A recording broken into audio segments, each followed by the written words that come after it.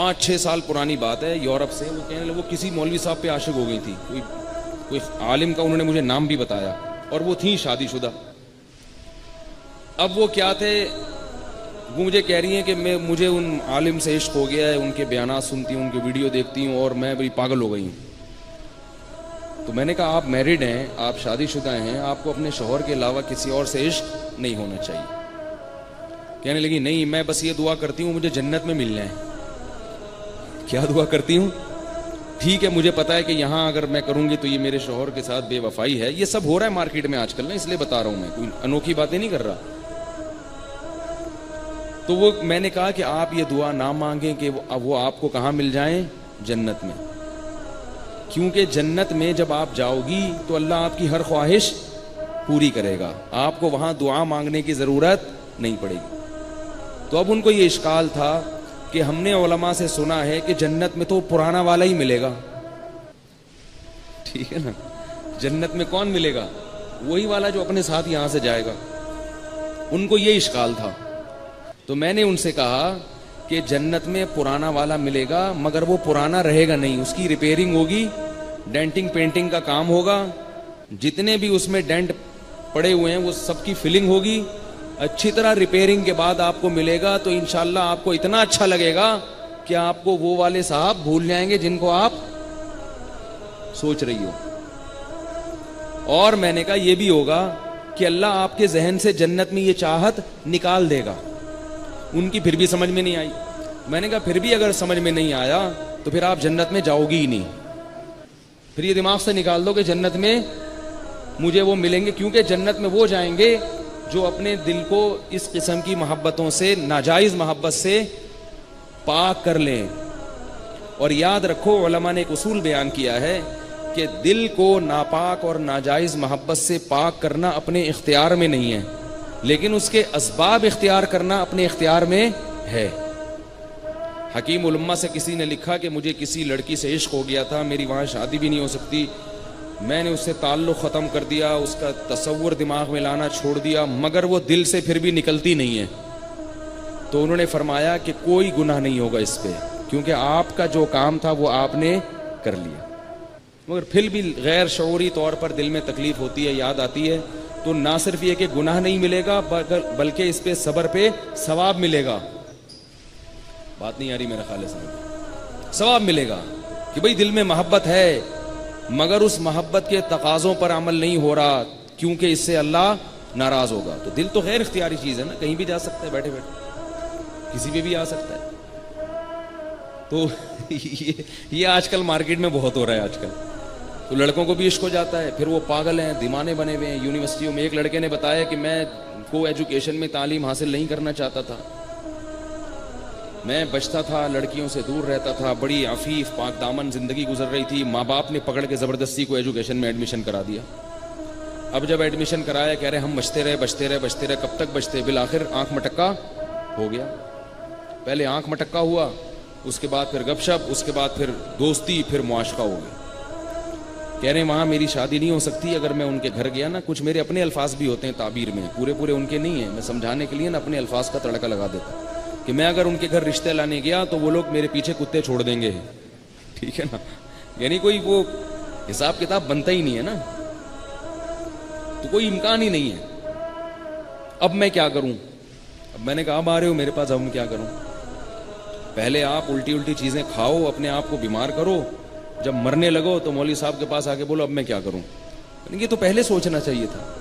میں نے کہا اب آپ یہ کرو، وہ کام کرو جو حضرت مولانا اشرف علی تھانوی رحمہ اللہ تعالیٰ نے ایک عاشق کو بتایا تھا. حکیم الامہ مولانا اشرف علی تھانوی کے پاس ایک شخص آیا، وہ کسی گھوسن پہ، گھوسن ہوتی ہے نا جو دودھ بیچنے والے کی بیوی کو گوالن کہتے ہیں، اس کو اس زمانے میں گھوسن کہتے تھے شاید.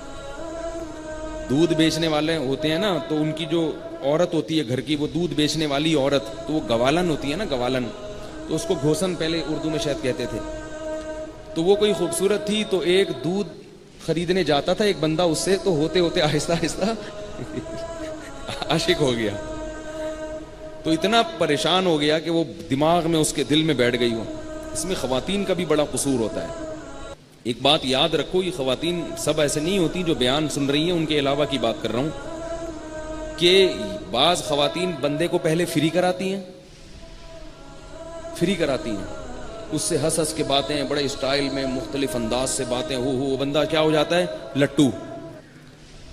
پھر جو ہے نا اس کو جب وہ لٹو ہو گیا، ایک واقعہ ایسا ہوا ایک مولوی صاحب کا، یہ سچا واقعہ ہے. ایک مولوی صاحب نے مجھے بالواسطہ بتایا، براہ راست نہیں. کسی لڑکی نے ان کو فون کرتی تھی اور ہاں ہی بڑے فری اسٹائل میں بات کرتی تھی. وہ بیچارے شروع میں تو تھوڑے ریزرو رہے، پھر آہستہ آہستہ، وہ انسان ہے، غلط کیا انہوں نے لیکن دل آ گیا ان کا بھی، اور تھے پہلے سے میرڈ، تو وہ بھی فری ہو گئے. اب جب وہ فری ہوئے تو وہ ان کو دل دماغ میں وہ چھا گئی لڑکی. تو وہ بتا رہے ہیں کہ میرے پھر دماغ سے وہ بیٹھ گئی نا. لڑکی بھی کماری، بالکل کماری لڑکی تھی. تو اب وہ انہوں نے یہ سوچا کہ یہ اتنی فری اسٹائل میں اس سے ہنس ہنس کے بات کر رہی ہے تو شاید اس کے بھی دل میں کچھ ہوگا، تو کیوں نہ ٹرائی کر کے دیکھ لو، نکاح کا پیغام دے دو. ان بیچاروں کی کمبختی آئی ہوئی تھی مولوی صاحب کی جو ہے نا ان کو یہ نہیں پتا تھا کہ یہ اس کے دل میں کچھ بھی نہیں ہے، ویسی فری ہو رہی ہے. انہوں نے ٹرائی کی کہ میں آپ سے نکاح کرنا چاہتا ہوں. وہ جو اس نے بھر بھر کے سنائی ہے، میں تمہیں اپنے باپ کی جگہ سمجھتی ہوں، میں تمہیں اپنے روحانی بزرگ سمجھتی ہوں، تمہاری ہمت کیسے ہوئی. اب وہ بیچارے کیونکہ اس طرح بے عزتی انہوں نے کبھی سنی نہیں تھی. وہ میں نہیں ہوں کہیں آپ سمجھ رہے ہیں اپنا واقعہ کسی اور پہ رکھ کے سنا رہا ہوں. بعض لوگ یہ سمجھتے ہیں کہ شاید اپنا ہے کسی اور پہ، میرے ساتھ ایسا نہیں ہوا الحمدللہ. تو وہ بیچاروں کی نا اتنی بیچارے کی بے عزتی ہوئی ہے. تو میں نے ان سے کہا کہ بھائی یہ جو ہے نا، یہ براہ راست انہوں نے مجھے نہیں بتایا، ان کے کسی واسطے سے مجھ تک یہ واقعہ پہنچا.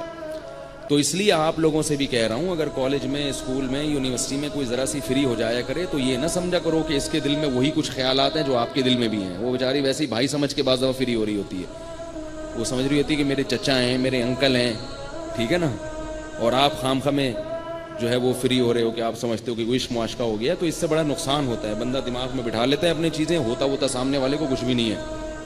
تو اس لیے زیادہ نہ ان چیزوں کو، اور یہ ایک دفعہ دماغ میں عشق مسلط ہو جائے، انسان کی صحت برباد، انسان کی خاندانی زندگی برباد، سب برباد. تو اس کا علاج کیا ہے؟ صرف ایک علاج ہے اس کا، بلکہ وہ علاج نہیں ہے، علماء کہتے ہیں وہ پرہیز ہے. علاج اس کے علاوہ ہے. تو وہ پرہیز کیا ہے جو حکیم الامہ نے بتایا؟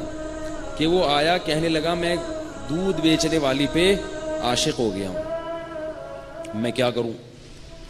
تو حکیم الامہ نے کہا کہ علاج تو ہم بعد میں بتائیں گے، پہلے کچھ پرہیز ہیں، وہ کر لو تو پھر ہم انشاءاللہ میڈیسن بھی دیں گے، دوا بھی دیں گے، آپ ٹھیک ہو جائیں گے.